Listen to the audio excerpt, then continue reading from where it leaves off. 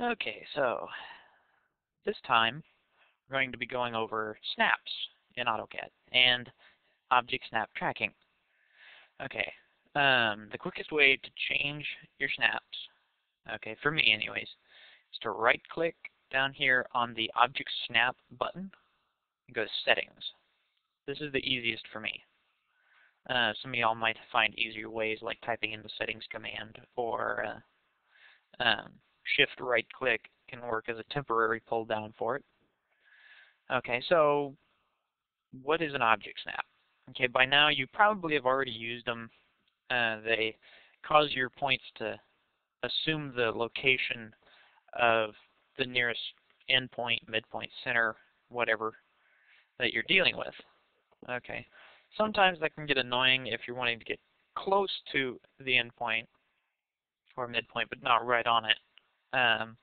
You can turn off your snaps by clicking this checkbox here, turn it on or off. You can also press the F3 key or type in the OS mode system variable. So let's go over object snap tracking. Okay, I have mentioned it in the past in this class, and you've probably also used that one too. Whenever you hover your mouse over an object snap and then move the mouse away either in a direct up or sides, then it causes your cursor to snap to that little line that'll pop up whenever you do that. So if you want to turn that off, same spot here, you can either click the checkbox, hit F11, or type in the system variable auto snap. Not too bad. Not exactly the greatest, but it works. What kind of object snaps do we have? We have endpoints, which is the end of any object that isn't an infinite object like a circle or construction line. Midpoints. Well, that's pretty similar. Anything that has an endpoint will have a midpoint, and a few other objects as well have midpoints. So, which is obviously the middle of the object, like a line or whatever. The center. Okay, this is for arcs, circles, ellipses, and so on. Anything that kind of moves in a circular pattern of some sort. Okay, have a center, and that's what this is. It'll snap to the center of it. Nodes. Nodes are for objects like text or blocks or dimensions, things which are important to have snaps to, but do not necessarily have an endpoint, midpoint, center, or any other kind of attribute like that. The quadrant, okay, is for any circular type object. Anything with a center can have a quadrant. The quadrant is every 90 degrees of the object. If you have a small arc, it may not have a quadrant. But if you have a circle, you're going to have 4 quadrants. Okay, so that's something interesting to use. Sometimes useful, sometimes not, just like all the rest of these. Intersection. Okay, that should be pretty easy if you've had any kind of geometry. Any two lines that pass through one another intersect, and it's at that intersection that this snap will snap to. Okay, the extension, okay, causes a temporary extension line for, well, a line or arc so that you can drag across it as though the line were actually there, which is useful. It's not too dissimilar from object snap tracking in and of itself, but it'll only continue in the extension of the object that you're extending. Insertion. Okay, this one's not too important because we haven't gotten to text or blocks or attributes yet, but anytime you have an insertable object like text or pictures or anything, then you will have an insertion point that you have to designate, and you can use this snap to said insertion point. Perpendicular, a little bit more geometry for you. Any two lines or objects that intersect at a 90-degree angle are perpendicular. So if you're trying to create a line that intersects perpendicular to another line, it'll find you the intersection that creates a 90-degree angle.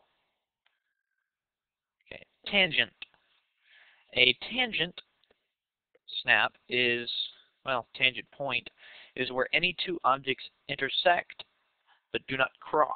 Okay, this can only occur with curved objects and intersecting at one point with a line or another curved object. So you'll have to have at least one curved object. So, in order to actually create a tangent to it. But this is useful. You've seen me use it on previous assignments for creating tangents. Okay, nearest. Nearest is pretty useful. I think I've used it on one of the assignments in the past. I'm not too certain. If anybody wants to look over that and verify, that's perfectly fine. Okay, so the nearest will snap to the nearest point on the object that your cursor is close to. This is good if you're drawing, let's say, a connection between two splines or strange curves and need to get on both of them, but you don't need it to be tangent or at any strange intersecting angle. Then you can use nearest. Also, nearest is good for a starting location because intersection usually doesn't pop up all the time if you're at the start of a line, if you're beginning the creation of a line. Apparent intersection. This is only effective with 3D objects, so that's not really that's not something we need to worry about.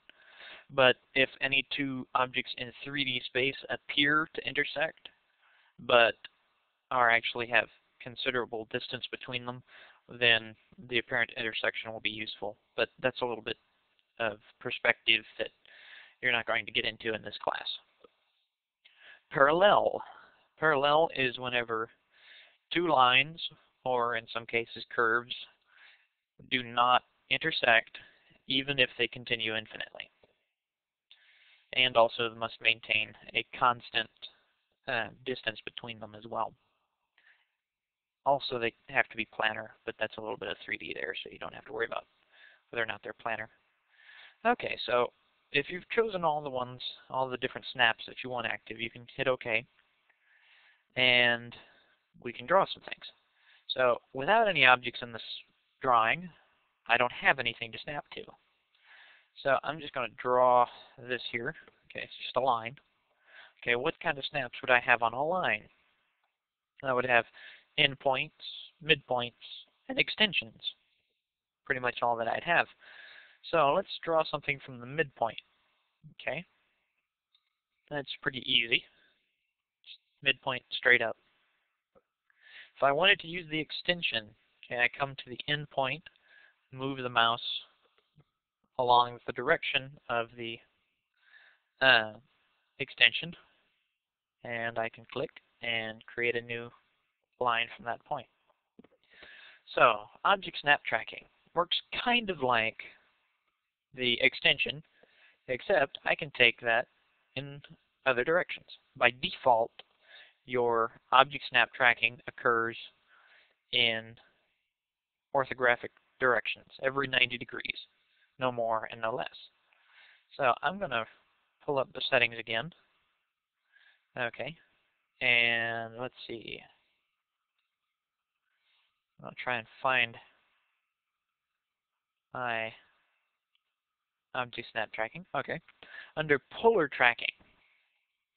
Okay, under the polar tracking tab of objects, or the draft settings box that we just pulled up that was for object snaps. This is where you can change whether or not object snap tracking goes orthogonally, every 90-degree angle, or on the designated polar angles here on the left. So if we want to do every 15 degrees, that's a pretty good one because that includes your 30 degrees, your 45 degrees, and all your 90s. So if I hit OK for that and pull up the line command again, then I can, pull up the line command, and I'm going to track from the endpoint. So it pops up with the new vector at every 15 degrees rather than just every orthogonal, if I can pronounce that right, direction.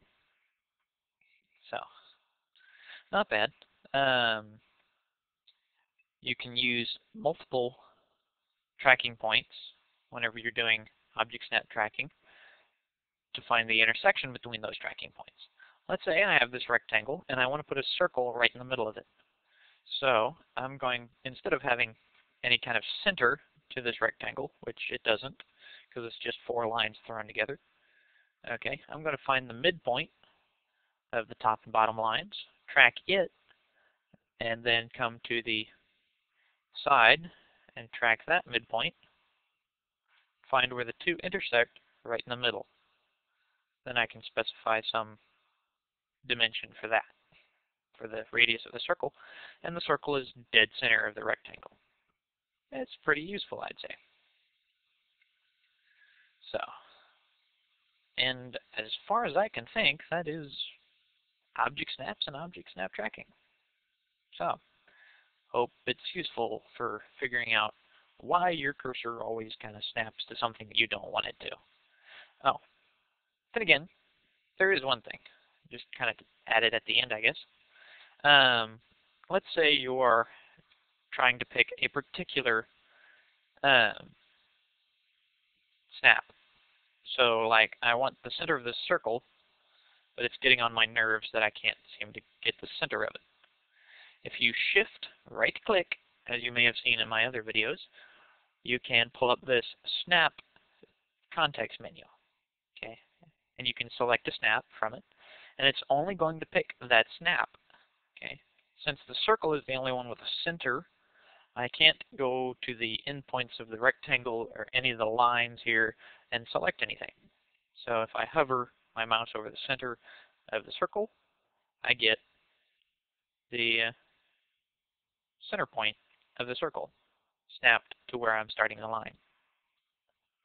Another thing, if you've got an annoying mass of polar snaps, or of object snaps that you're tracking between, and you can't seem to get them away and they just keep snapping to everything, you can either choose to turn them off, or you can reset which ones are tracked by zooming in slightly with the scroll wheel, or panning as well. If you pan, or no, well, obviously not panning because that just didn't work. So zooming will get rid of it. Panning won't. So you can just zoom with the scroll wheel and get rid of a tracking point. And that should be good.